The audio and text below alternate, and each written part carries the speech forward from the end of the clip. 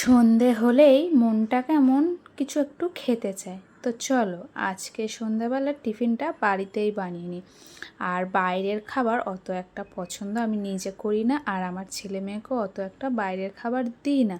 যেইগুলো একদম না দেওয়ার মতন সেইগুলোই দিই। তো চলো আজকের সন্ধ্যাবেলায় বানাচ্ছি হচ্ছে চিকেন প্যাটিস। তো চিকেন প্যাটিস বাড়িতে আমি কিভাবে বানাই সেটাই তোমাদের সাথে শেয়ার করছি। অবশ্যই দেখো, আশা করছি তোমাদের খুব ভালো লাগবে। তো চিকেন প্যাটিস বানানোর জন্য প্রথমে তো আমার চিকেন কিমা লাগবে, তারপরে আটা মাখিয়ে রেখেছি।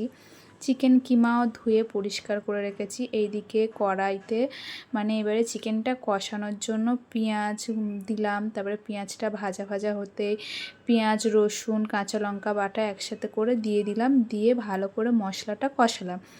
কষিয়ে যে বললাম চিকেন কিমা ধুয়ে রেডি করে রেখেছি, সেই চিকেন কিমাটাও দিলাম। দিয়ে এটা আমি এখন ভালো করে আরও কষাবো। যেমন আমরা চিকেন কষাই তেমনই চিকেন কষাবো।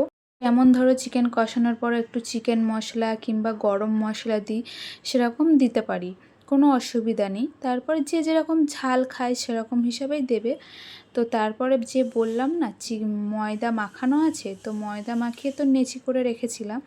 তো চিকেন কিমাটা পুরো করার পরে এইবারে আমি ওটা চামচে করে পুরটা দিয়ে দিচ্ছি। দিয়ে রুটির মতন অত বড় বেলছি না, লুচি যেই সাইজের বেলি সেই সাইজের থেকে একটু বড় বেলে কিমাটা দিলাম, পুরটা দিলাম ভিতরে, দিয়ে বেলে এপিট ওপিট করে মুড়লাম। মুড়ে এটা জল দিয়ে ভালো করে হালকা ভিজে হাতে এগুলো চেপে চেপে দিতে হবে, যাতে তেল গরম হওয়ার সাথে সাথে তো এটা দেবো, তখন যেন মুখটা না খুলে যায়।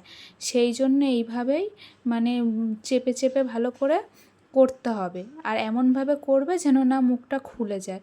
আর ওইদিকে আমার তেলও গরম হয়ে গেছে, এদিকে প্যাটিসও মুখ মোড়া হয়ে গেছে। তো খেয়াল রাখতে হবে এটা যখন তেলের মধ্যে দেব, তেলটা গরম হয়ে গেলে গ্যাসটা আস্তে করে দেব, তাহলে এটা ভালোভাবে তৈরি হতে ভালো হবে, বুঝেছো? নইলে গরম হয়ে যাবে তেলটা, আর দিলে সঙ্গে সঙ্গে লাল হয়ে যাবে, আর ভিতরের দিকে তখন অত একটা করা যাবে না। তো দেখো তারপরে আমার এগুলো হয়ে গেছে প্যাটিস। তারপর এতে সস দিয়ে এখন পরিবেশন করে নেবো। তো কেমন